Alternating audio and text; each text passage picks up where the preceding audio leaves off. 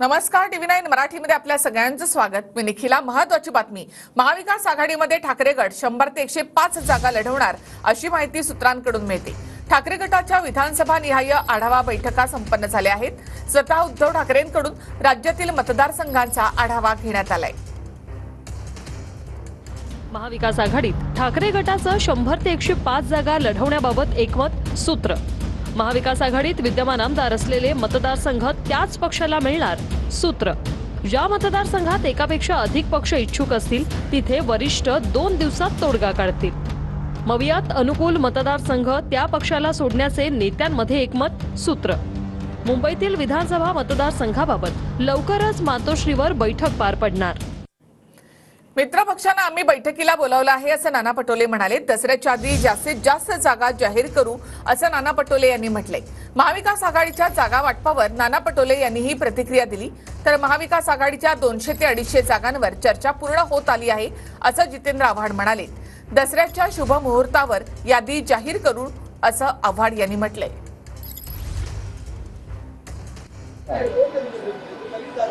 Communist आहे, समाजवादी आहे, या सगळ्या पक्षांच्या प्रमुखाशी सुद्धा चर्चा सुरू झालेली आहे। आमचा प्रयत्न आहे की दसऱ्यापर्यंत एक असं पूर्ण नेता येईल, त्यामुळे त्यासाठी प्रक्रिया सुरू आहे। विदर्भामध्ये कायम आहे, पिढाच नाही, 288 लढायचे। विदर्भामध्ये काँग्रेसच मोठा भाऊ असेल, आम्ही सगळीकडेच महाविकास आघाडी मोठा भाऊ राहणार आहे। तेव्हा ज्या अर्थी छोटे पार्टनर आले त्या अर्थी मोठ्या पार्टनरांनी सेटलमेंट केलेली आहे। सिटिंग आमदाराला सीट दिली जाणार याच्यात कुठलीही शंका नाही। 200-250च्या आधीमध्ये आहे होतं मी, तसं माझ्या अंदाजाने दसऱ्याच्या शुभमुहूर्तावरती यादी जाहीर करून टाकली। काल रात्री उशिरा अमित शहा आणि एकनाथ शिंदे तर सकाळी अजित पवार आणि अमित शहा यांच्यामध्ये जागा वाटपा संदर्भामध्ये बैठक पार पडली आहे। लोकसभेप्रमाणे जागा वाटपासाठी उशीर नको अशी मागणी शहांसमोर शिंदेंनी केली आहे। तर भाजप आणि अजित पवार गटामध्ये तिढा असलेल्या जागांवर 1.5 तास चर्चा झाल्याची माहिती आहे। लोकसभेप्रमाणे जागा वाटप करायला उशीर करू नका, एकनाथ शिंदेंची अमित शहांना विनंती। एकनाथ शिंदेंनी त्यांना हव्या असलेल्या जागांची माहिती अमित शहांना दिली।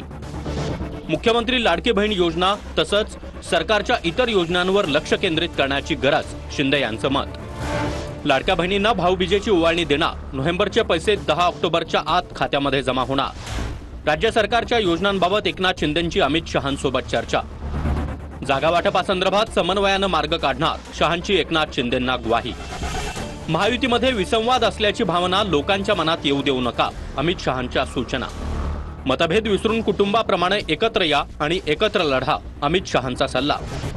राज्यात महायुतीचंच सरकार आणू, एकनाथ शिंदेंची अमित शहांना ग्वाही।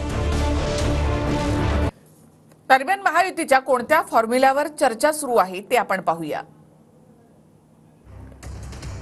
तर भाजप 155 ते 160, शिंदे गट 73 ते 75 आणि अजित पवार गट 60 ते 62 जागा, हा आहे महायुतीचा फॉर्म्युला। यावर सध्या चर्चा सुरू असल्याचं कळतं।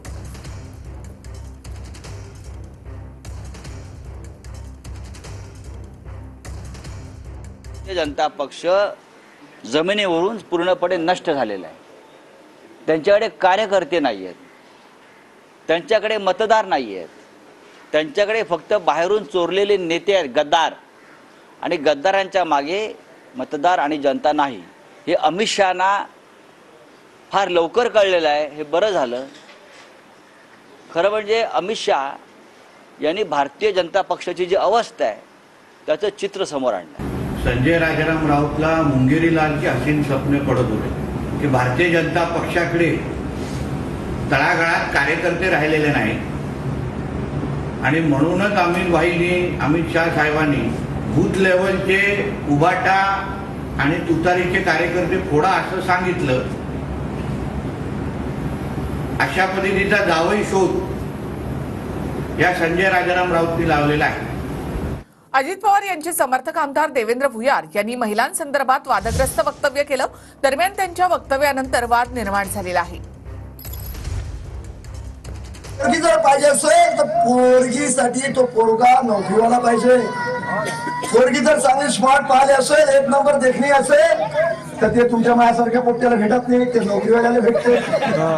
आणि 2 नंबरची पोरगी कोणाला भेटते? ज्याचा पांठेला आहे, एखादा धंदा आहे, किराणा दुकान आहे, पांठेला चालवते, अशा माणसाला 2 नंबरची पोरगी डोंबरी डांबडी भेटते. आणि 3 नंबरचा जो गाय आहे राहिला सुद्धा हेवळली भाबळली पोरगी शेतकऱ्याच्या पोट्याला भेटते. म्हणजे शेतकऱ्याच्या पोराचं काही खरं राहिलं नाही. म्हणजे येणार जन्माला येणार जे लेकरू आहे ते हेंबळ भांबळच निघत राहते. माय इल्लू पिल्लू त्याच्या पोटी बांधणाऱ्याचं पिल्लू, असंच कार्यक्रम आहे आपला सगळा. महिलांचा अपमान करणं चुकीचं, अशा आमदारांना लाज वाटली पाहिजे. यशोमती ठाकूर यांनी देवेंद्र भुयार यांच्यावर हल्लाबोल केला आहे. तर वक्तव्याचा अर्थ चुकीचा निघत असेल तर भुयारांनी माफी मागावी, असं चंद्रकांत पाटलांनी म्हटलंय. महिलांच्या मतांसाठी महायुतीची एवढी चढाओढ सुरू आहे, एवढा गोंधळ ते घालतायत आणि त्या गोंधळामध्ये त्यांची मानसिकता काय आहे हे दिसून येते आहे. महिला हे काय उपभोगायचं साधन नाही आहे, त्याचं तुम्ही कॅटेगरायझेशन करू नाही शकत. लाज वाटली पाहिजे या अशा आमदारांना असं बोलायला. तुम्ही जरा शिस्तीत राहावा आणि अजितदादांनी त्यांच्या आमदारांना कंट्रोलमध्ये ठेवा. या अशा गोष्टीचा काय कॅटेगरायझेशनचा म्हणजे त्यांची मानसिकता एक गुंड प्रवृत्तीचे हे दिसून येत आहे. मला देवेंद्र भुयार काय म्हणाले माहीत नाहीत, तेही माझे चांगले मित्र आहेत, त्यामुळे मी त्यांना विचारून घेतो की बाबा तुम्ही काय म्हणालात, आणि जर त्याचा अर्थ असा चुकीचा निघाला असेल तर तुम्ही महाराष्ट्रातल्या सगळ्या आमच्या माता भगिनींची दिलगिरी व्यक्त केली पाहिजे, पण मी हे समजून घेतो. भुयारे यांचं जे वक्तव्य आहे ते केवळ महिलांचा अपमान करणारं नाही, तर ते इथल्या शेती व्यवसायाशी निगडीत असणाऱ्या प्रत्येक शेतकऱ्याचा अपमान करणारं आहे.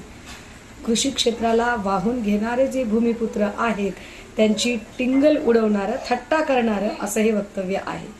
शिंदे, फडणवीस, पवार या त्रयींच्या अनेक वाचाळवीरांकडून वारंवार अशी वक्तव्य होतात, पण त्यांना आवर घालण्याची कुवत किंवा त्यांना आवर घालण्याची इच्छाशक्ती सरकारमध्ये बसलेल्या या तिघांचीही अजिबात नाही.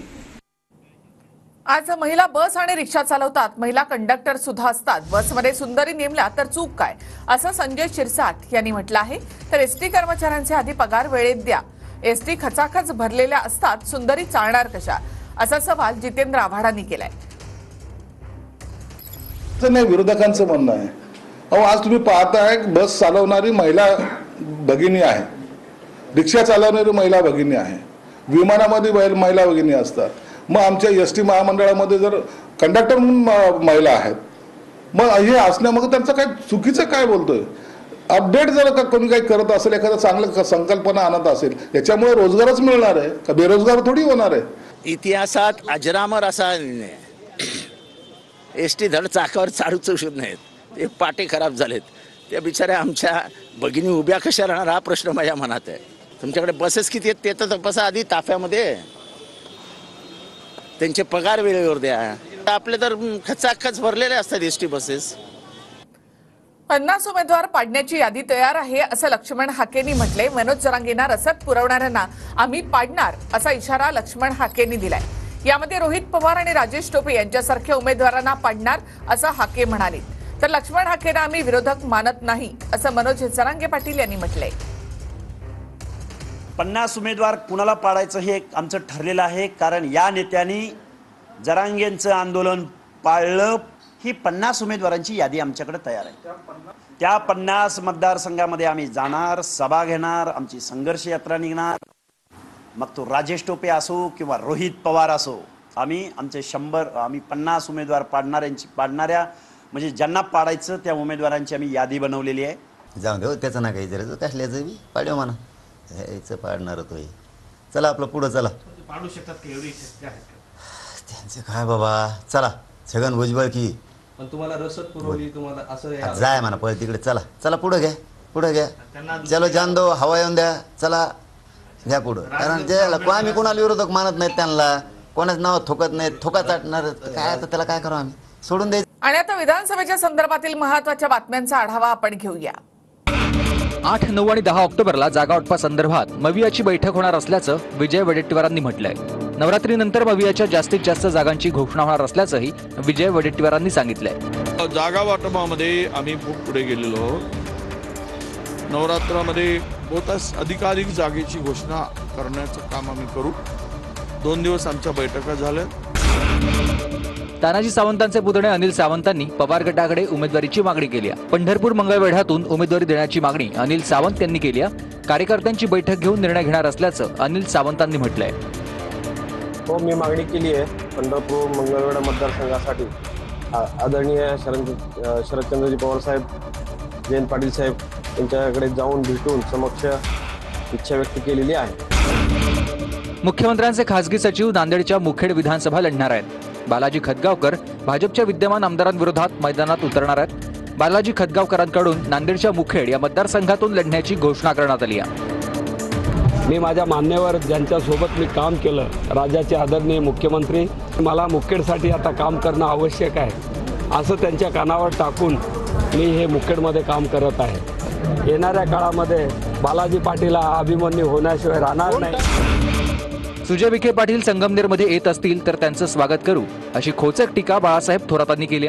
मीच नव्हे तर संगमनेरची जनता देखील त्यांचं स्वागत करण्यासाठी तयार असल्याचा टोला थोरातांनी सुजय विखे पाटलांना लगावलाय. आपण तर स्वागत केलं नव्हते, येत असतील तर स्वागत आहे असं सांगितलंय.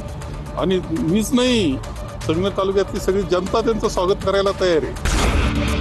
एकनाथ शिंदे आणि अजित पवार भाजपला हळूहळू खड्ड्यात टाकणार असल्याची टीका भास्कर जाधवांनी केली आहे. भाजप स्वबळावर निवडून येऊ शकत नाही म्हणून शिंदे आणि अजित पवारांना सोबत घेतल्याचं भास्कर जाधव यांनी म्हटलंय. एकनाथ शिंदे आणि अजितदादा पवार यांना खड्ड्यात 2029 खाली घालायचंच आहे, हाच त्याचा अर्थ आहे. पण त्यांना आता हळूहळू त्यांच्याकरता खड्डा खाण्याला भाजपनं सुरुवात केलेली आहे. फोडाफोडीचं राजकारण करण्याशिवाय भाजपकडे कोणतंही काम उरलं नसल्याची टीका आव्हाडांनी केली आहे. ज्या मित्रपक्षाला भाजपनं सोबत घेतलं ते मित्रपक्ष भाजपनं संपवलं, असं टीकास्त्र देखील आव्हाडांनी डागलंय. एक बाळाला टाकला की दुसरा बाळ आहेच मांडीवरती. त्यांना मजबूत हाताने 40 खासदार देणारा YSR रेड्डी, जगनमोहन रेड्डी, त्याला कधी त्यांनी मांडीवरून बाजूला ठेवलं कळलंच नाही. आता बदल हवं तर आमदार नवो अशा आशाचे फलक सावंतवाडीमध्ये लागले. मंत्री दीपक केसरकर यांच्या विरोधात अज्ञातांकडून हे बॅनर लावण्यात आले. शिवसेना शिंदेगडाचे नेते सोमेश क्षीरसागर यांनी खासदार सुप्रिया सुळे यांची भेट घेतली. सोमेश हे शिवसेना शिंदेगडाचे मोहोळचे नेते आहेत. तसंच सोमेश हे अजितदादा गटाचे माजी आमदार राजन पाटील यांचे कट्टर प्रतिस्पर्धी आहेत. दरम्यान मोहोळमधून ते विधानसभा लढण्यासाठी इच्छुक आहेत.